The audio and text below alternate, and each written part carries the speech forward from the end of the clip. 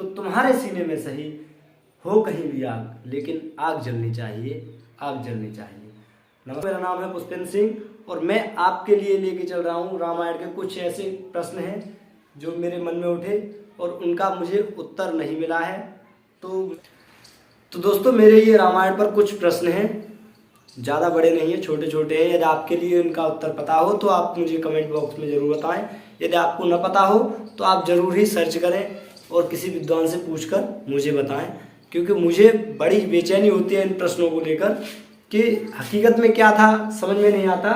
जैसे एक चौपाई थी रामायण की, ये ढोल गमार शूद्र पशु नारी सकल ताड़ना के अधिकारी, मतलब इसमें बताया गया है कि ढोल और गमार शूद्र पशु नारी ये सभी पिटाई के अधिकारी हैं। तो कोई विद्वान कहते हैं कि सभी शिक्षा के अधिकारी हैं, तो कोई विद्वान कहते हैं कि ताड़ना का अर्थ देखने से लगाया है। तो यहाँ पर अर्थ को, ताड़ना शब्द का अर्थ किसी ने देखने से लगाया, तो किसी ने पिटाई से लगाया, तो किसी ने शिक्षा से लगाया, लेकिन रियल का अर्थ पता नहीं। लेकिन शब्दकोशों में तो ताड़ना का अर्थ केवल पिटाई से मिल रहा है। और मेरा अगला प्रश्न ये है कि यदि ताड़ना का अर्थ पिटाई से है तो स्त्रियों की पिटाई क्यों?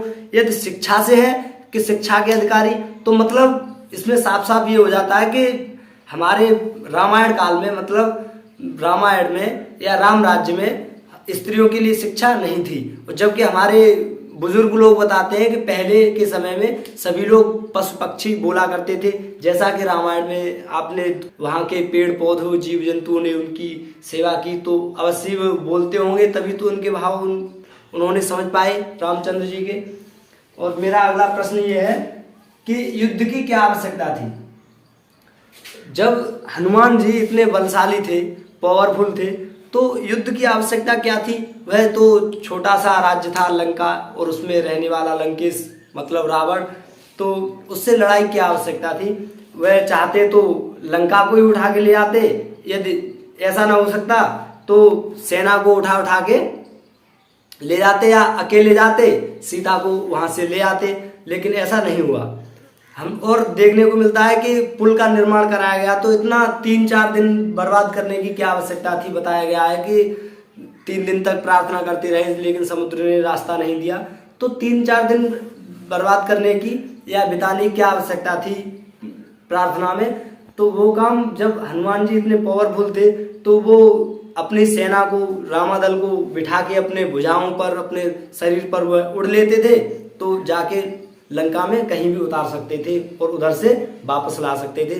तो पुल की कोई आवश्यकता नहीं थी, लेकिन पुल बनाया गया। मेरा प्रश्न है, तो पुल क्यों बनाया गया? और ये प्रश्न है रामायण की निश्चित तिथि। आज तक हमें दोस्तों रामायण की निश्चित तिथि नहीं मिलती है कि ईसा पूर्व से पहले रामायण थी या ईसा पूर्व के ईसा ईस्वी में थी।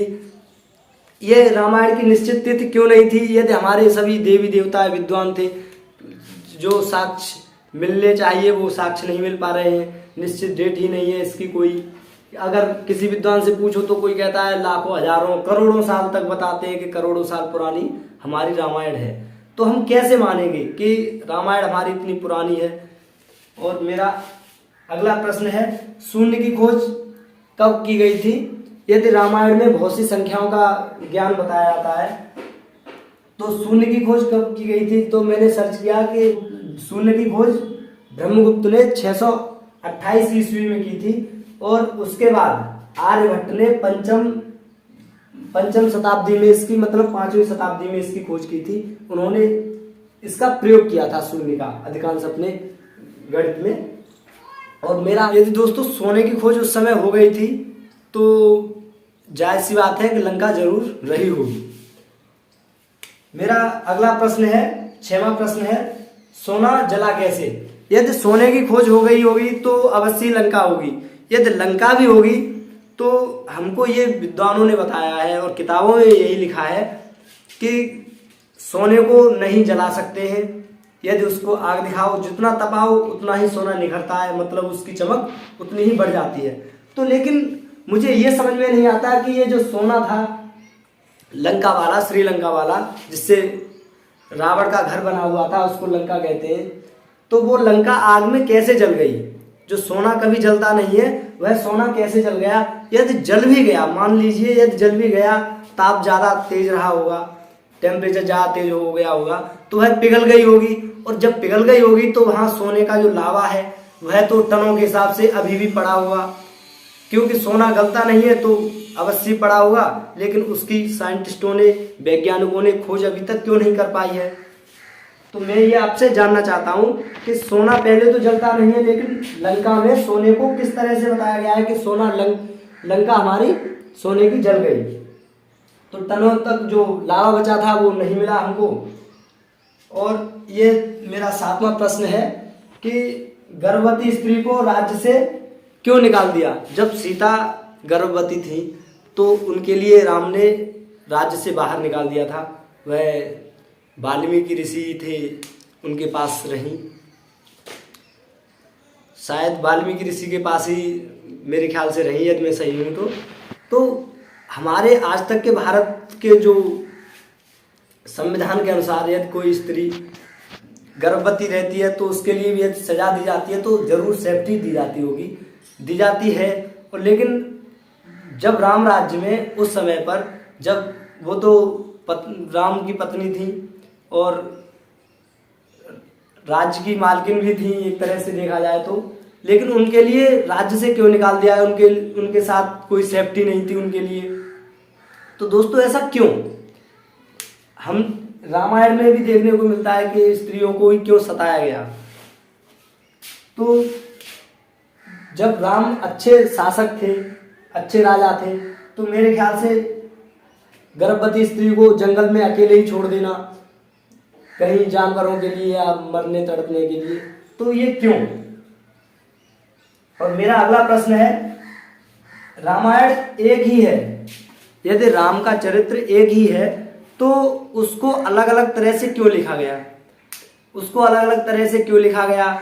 और रामायण छपने के बाद में एक ही मूल प्रति क्यों नहीं चली सभी जगह? उसमें संस्करण करने की क्या आवश्यकता थी? उसमें बदलाव लाने की क्या आवश्यकता थी?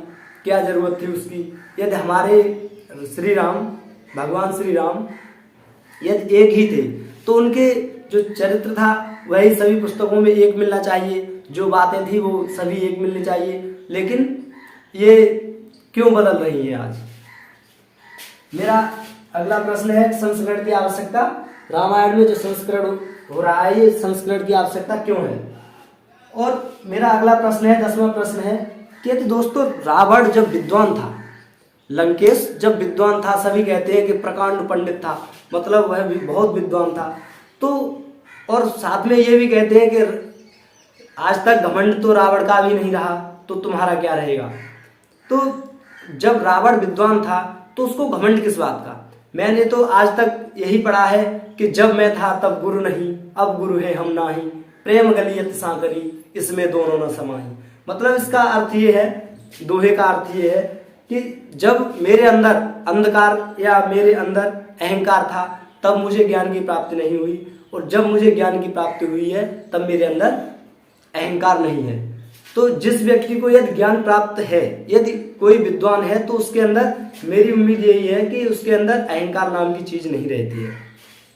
लेकिन वह प्रकांड पंडित था, तीनों लोगों का ज्ञाता था, तो उसके लिए इतनी अज्ञानता क्यों कि एक स्त्री को अपहरण करके लाना, अपने राज्य में रखना, और वो भी भगवान की पत्नी। तो ये यहाँ पर गलत हो जाता है कि यदि रावण विद्वान नहीं रहा होगा, यदि विद्वान था तो वह इतना पागल नहीं रहा होगा कि भगवान से युद्ध करे और उसके अंदर अहंकार हो। मेरा अगला प्रश्न है कि यदि 99% जो हमारा सौरमंडल है हमारा, उसमें सौरमंडल का 99% भाग केवल सूर्य में निहित है, मतलब 100 में से 99% भाग क्या है? ये सूर्य है, और बचा कुचा भाग ये पॉइंटों में है। वैसे मान लिया जाए एक है, लेकिन ये भी पॉइंट में है, तो इसको यदि एक मान लिया जाए तो इसमें हमारे सभी ग्रह आ जाएंगे, और हमारी पृथ्वी, उपग्रह, ये सभी इसमें आ जाएंगे 1% में। तो पृथ्वी इसमें सूर्य के मुकाबले देखी जाए तो बहुत तुच्छ सी है, बहुत छोटी है। लेकिन हमारी पृथ्वी पर रहने वाले श्री हनुमान जी बजरंगबली, वह जाते हैं और सूर्य को निगल जाते हैं।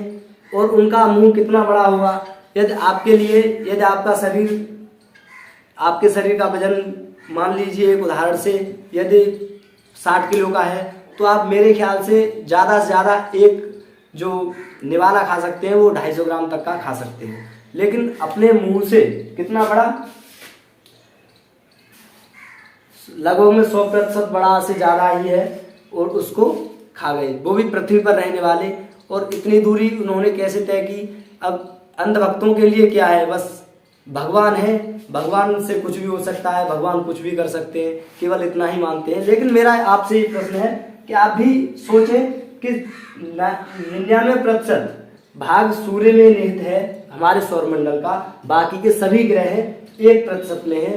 तो इस पर पृथ्वी पर, इसमें पृथ्वी भी है, पृथ्वी पर रहने वाला एक तुच्छ जीव या एक बानर कितना बड़ा रहा होगा, हमारे ब्रह्मांड से भी बड़ा रहा होगा यदि उन्होंने सूर्य को खाया तब। और साथ ही साथ मेरा अगला प्रश्न है, यदि श्री राम भगवान है, यदि भगवान है राम, तो बाकी के सब क्या है, ये विष्णु, ये कृष्ण, ये शिव शंकर, भोले, ये क्या है सब। यदि हम इनको ही भगवान मान लें तो बाकी के सब क्या है। अब यहाँ विद्वान कहेंगे कि ये केवल उनका एक रूप है, भगवान का एक रूप है। तो भगवान का रूप है तो अलग अलग रूपों की क्यों आवश्यकता। अब यहाँ पर रामायण में जो राम की बहन है उनकी कोई चर्चा नहीं की गई है, जो बहनोई हैं उनकी कोई चर्चा नहीं की गई है, कहाँ रहते थे, किस तरह रहते थे, चलो कोई बात नहीं, चर्चा नहीं की गई। लेकिन आपसे मेरा प्रश्न है कि ये कौन थे, राम के बहनोई कौन थे और उनकी बहन कौन थी, आप मुझे कमेंट बॉक्स में ज़रूर बताएं। और मेरा अगला प्रश्न है, 14वां प्रश्न है कि हमने महाभारत भी सुना और रामायण भी सुनी है, तो जहाँ तक है थोड़ी बहुत पढ़ी भी है। तो हमारे रामायण में, हमारे महाकाव्य और रामायण में केवल स्त्री को ही क्यों टारगेट किया गया। वहाँ पर द्रौपदी को लेकर युद्ध हुआ और यहाँ पर सीता को लेकर युद्ध हुआ, माता सीता को लेकर युद्ध हुआ। तो हमारे समाज में ऐसी क्या प्रथा है कि स्त्री को ही क्यों नीचा दिखाया जाता है, स्त्री को ही लेकर क्यों ये सब। किसी पुरुष को भी लेकर हो सकता था, लेकिन वो भी नहीं, स्त्री। अगला प्रश्न है कि जब रामचंद्र वन से आए तो उनकी अग्नि परीक्षा ली गई थी, सीता जी की अग्नि परीक्षा ली गई थी, तो स्त्रियों की ही क्यों अग्नि परीक्षा ली गई, स्त्री को ही क्यों सताया गया, औरत को ही क्यों सताया गया। रामचंद्र की भी तो अग्नि परीक्षा होनी चाहिए थी, जब समानता का अधिकार होना चाहिए था वो नहीं था। स्त्रियों की अग्नि परीक्षा, स्त्री की अग्नि परीक्षा रही, लेकिन रामचंद्र जी की कोई परीक्षा नहीं रही। रामचंद्र जी पवित्र थे, इसका उनके पास क्या प्रमाण था, और सीता जी अशुद्ध थी तो उन्होंने अग्नि परीक्षा ले ली उनकी। तो हमारे समाज ने जब भी सताया है तो लेडीजों को सताया है उनकी शिक्षा को लेकर, तो कहीं उनके अधिकारों को लेकर। ऐसा क्यों, जब स्त्री पुरुष एक दूसरे के पूरक हैं, एक दूसरे से ही वंश चलता है, वैसे ही सभी अधिकार समान होने चाहिए थे, लेकिन वो क्यों नहीं। रामायण कब लिखी गई दोस्तों पता नहीं, ऋषि वाल्मीकि ने कब लिखी, कैसे लिखी, संस्कृत में लिखी ये तो सभी बताते हैं, लेकिन उसका हिंदी में अनुवाद उन्होंने तुलसीदास जी ने किया। लेकिन तुलसीदास का जन्म कब हुआ, मेरे ख्याल से 1400 या 1600 के बीच में रहा होगा। तो उसको एक प्रति जब शुद्ध प्रति थी, वाल्मीकि रामायण लिखी गई थी, जब वाल्मीकि ने लिखी तो उसकी शुद्ध प्रति थी, तो उसके ही क्यों नहीं चलाई गई शुद्ध प्रति। हिंदी अनुवाद करना था या किसी और भाषा में करना था, लेकिन उसको बदल बदल के क्यों दे रहे हैं सभी को। यदि दोस्तों आपके लिए इन प्रश्नों के उत्तर आते हों तो मुझे कमेंट बॉक्स में ज़रूर बताएं। यदि आपके लिए नहीं आते हैं तो आप ज़रूर ही सर्च करें कहीं से। देखा है कि सभी कहते हैं कि राम नाम में बहुत ताकत है, पवित्र है और जाप करना चाहिए। तो विद्वानों का मानना है, अच्छी बात है, लेकिन मेरे मन में ये प्रश्न है, जो अगला है ये प्रश्न 17वां प्रश्न है मेरा, कि जब व्यक्ति मर जाता है, उसकी डेथ हो जाती है, मृत्यु हो जाती है, तो उसके जो जहाँ पर जलाया जाता है तो उसके नीचे शमशान घाट में 5 बार राम नाम जरूर लिखी जाती है। हमारे इधर तो लिखी जाती है, आपके यहाँ पता नहीं। जो हिंदू लोग हैं जो जलाते हैं किसी लाश को, तो उसके नीचे राम नाम 5 बार जरूर लिखते हैं। तो ये राम नाम इतना पवित्र है, तो मृत्यु होने पर जो व्यक्ति जलाए जाते हैं उनके ही नीचे क्यों लिखा जाता है, और जब ले जाए जाते हैं, जब अर्थी ले जाई जाती है तभी राम नाम बोला जाता है कि राम नाम सत्य है, राम नाम सत्य है। लेकिन जब किसी की बारात विदा हो रही हो तब क्यों नहीं बोलते, किसी की बारात निकल रही हो तब राम नाम सत्य है, राम नाम सत्य है क्यों नहीं बोलते। मतलब शुभ कार्यों में राम नाम सत्य क्यों नहीं बोलते, क्यों मृत्यु पर ही बोलते हैं। तो आप इसका उत्तर मुझे जरूर दें, और मेरी आशा यही है कि आप मुझे इन जो मेरे प्रश्न हैं इन सब का उत्तर देंगे। यदि आप मुझे इन प्रश्नों का उत्तर देंगे तो मुझे बहुत खुशी मिलेगी अपने प्रश्नों के उत्तर जानकर, और हम आगे भी आपके लिए ऐसी नॉलेजेबल वीडियो, ज्ञानवर्धक वीडियो लेके आते रहेंगे, वो भी साक्ष्यों के साथ में। यदि आपको ये तर्क वाले तार्किक जो प्रश्न हैं यदि अच्छे लगे हो तो हमारा चैनल सब्सक्राइब करें और हमारी वीडियो जरूर शेयर करें, और हो सके तो हमारे प्रश्नों का उत्तर जरूर दें। आपसे मैं उम्मीद करता हूं कि आप मुझे प्रश्नों के उत्तर देंगे। वीडियो देखने के लिए दिल से धन्यवाद, और फिर मिलेंगे किसी अच्छी जानकारी के साथ में। तो जय हिंद दोस्तों।